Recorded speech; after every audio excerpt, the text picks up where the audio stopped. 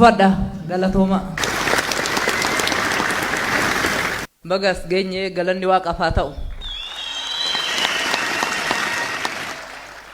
Kabajamoo Pirezidaantii Obbo Shimallis Abdiisaa Pirezidaantii keenya, kabajamtuu Aadde Loomii Badhoo, itti aantuu Afaaya'ii Mana Maree Bakka Bu'ootaa, kabajamtuu Aadde Shawish Shanqaa Ministeera Ispoortii fi Aadaa, kabajamtoota ministeerota, kabajamtoota ambaasaadarootaa fi dippiloomaatota, kabajamtoota hooggantoota federaalaa fi magaalaa Finfinnee akkasumas naannoo Oromiyaa irraa asitti argamtan, hunda caalaa abbaa guyyaa kanaa kan taatan kabajamtoota abbootii gadaa keenya, kabajamtoota haadholee siinqee keenya, kabajamtoota foolleewwan, kabajamtoota qeerroo fi qarreewwan, kabajamtoota keessummoota waamichi isinii godhame,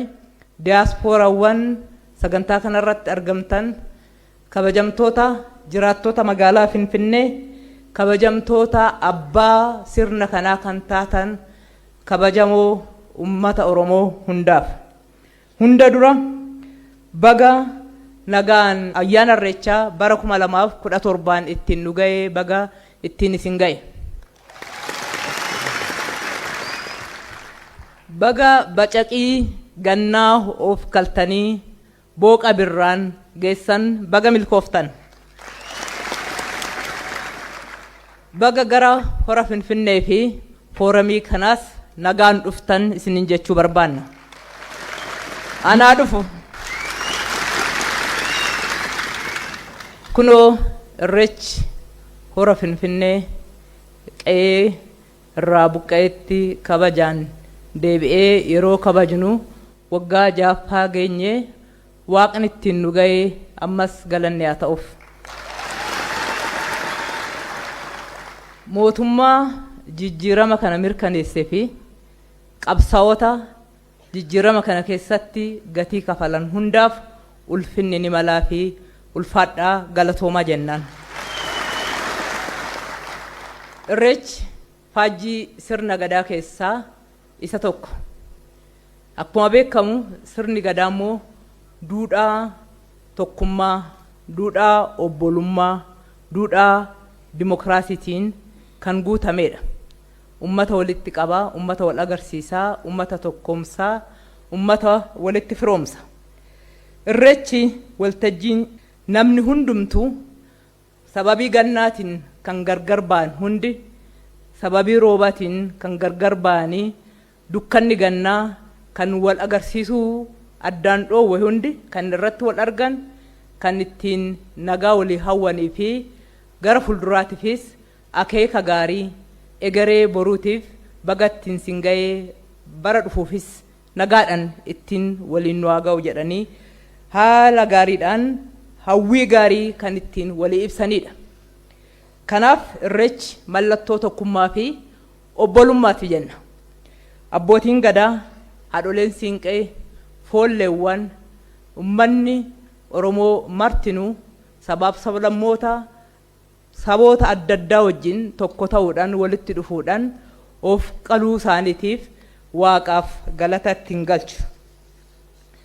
Yeroo ammaa kana Irreechi mallattoo eenyummaa Oromoo ta'uu qofa bira darbee karaa adda addaatiin ummanni hedduun kan walitti ittiin dhufan hawwii fi hawwata turizimii ta'uusaa irra darbeetoo obbolummaadhaan ummata walitti fiduu irratti ga'ee guddaa taphachaa jira.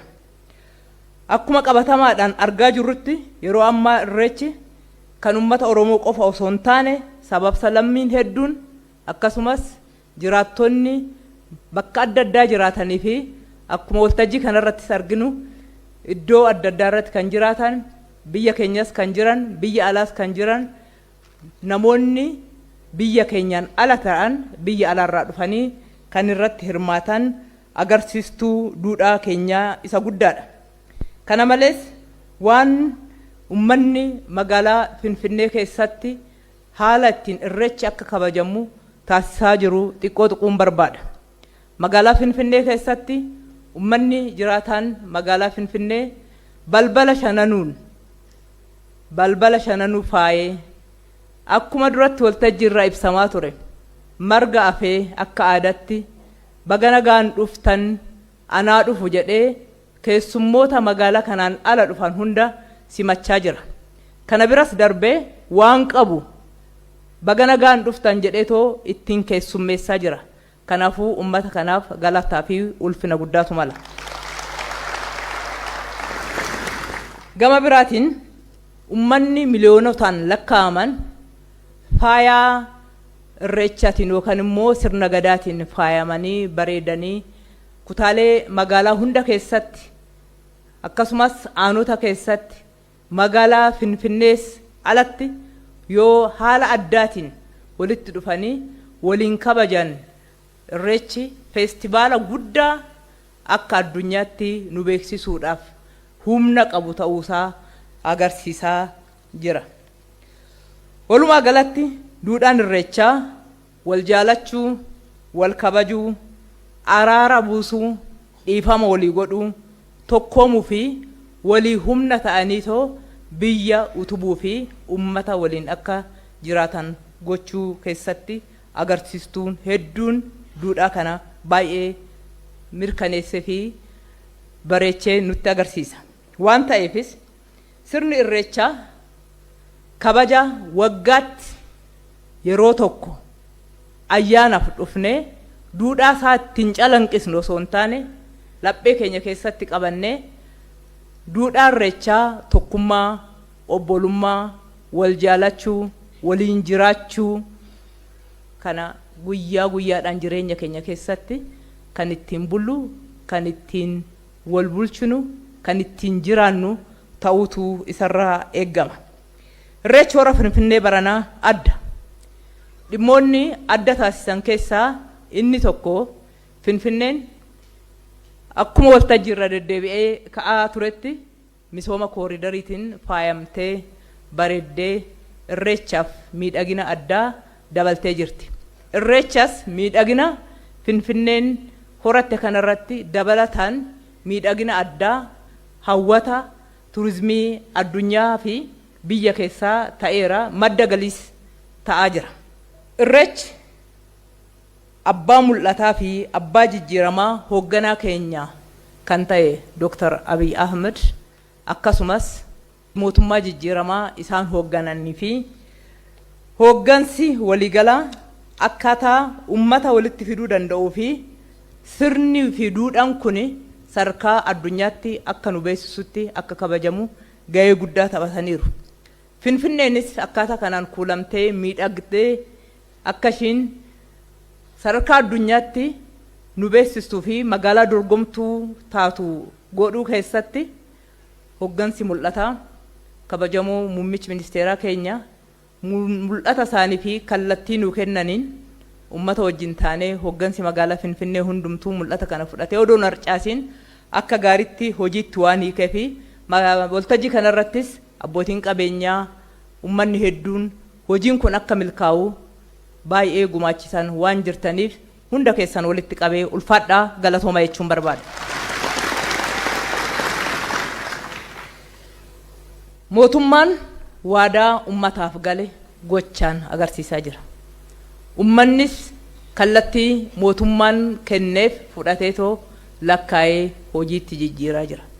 Adeemsa kanaan amantaan mootummaa fi ummata gidduu jiru yeroodhaa yerootti cimaa jabaachaa dhufeera. Haa ta'u malee daandii badhaadhina keenya ni jalqabne malee hin xumurre ganaa galman geenye kan nu hafu karaa dheeraadha. Aadaa fi duudhaan keenya madda turizimii, madda galii ta'ee hiyyummaa fi boodatti hafummaa keessaa furtuu nu baasu ta'ee akka tajaajilu hojjechuun hunda keenyarraa ni eeggama. Ummanni boodatti hafummaa fi hiyyummaa keessa jiru aadaa fi duudhaa isaa miti innuun kabajamu. Kanaafuu kabaja kan fidu aadaa fi duudhaa keenya tokko madda galii fi turizimii gochuu gara biraatiin immoo ciccinee hojjechuudhaan. Siyaasni keenya hojiidha. Qajeeltoon keenya ida'amuudhaan tokkummaa mirkaneessuudha. Galmi keenya badhaadhina hunda galeessa fiduudha. Kanaafuu duudhaa irreechaa kan ta'e obbolummaa fi tokkummaa jabeessuudhaan nageenya waaraa akka guutuu biyyaatti mirkaneessuudhaaf hundi keenya harka wal qabannee hojjechuutu nurraa eegama. Akkasumas hirmaattonni yaa'ii kanaa yookaan hirmaattonni kabaja irreecha hora Finfinneettis ta'e hora Arsadee irratti argamuudhaaf qophooftanii fi hirmaachaa jirtan hundumtuu horri Finfinnees ta'e horri Arsadee karaa miidhagaa ta'ee fi karaa duudhaasaa eeggate qofaan akka kabajamu gahee keessan akka gumaachitan carraa kanaan waabicha isinii dabarsuun barbaada. Xumura irratti ayyaanni kun akkaataa kanaan bareedee miidhagee akka kabajamu gochuu keessatti gahee taphachaa kan turtan adda durummaadhaan abbootiin gadaa, haadholeen siinqee, foolleen akkasumas koreen keessummeessituu fi koreen qopheessituu yaa'ii kanaa kan mallaqa adda addaa gumaachuudhaanis deeggartan saganticha sponsor gootanis dabalatee hooggansa mootummaa naannoo Oromiyaa fi hooggansa magaalaa Finfinnee hundaaf galata galchuun barbaada. Ulfaadhaa galatoomaan jedha. Baga nagaan irreecha geenye bara dhufuufis kan nagaan ittiin nu ga'u haa ta'u akkasumas irreecha milkii irreecha ittiin of kalluuf haa ta'u Waaqayyo Itoophiyaa fi uummata ishee yaa eebbisu.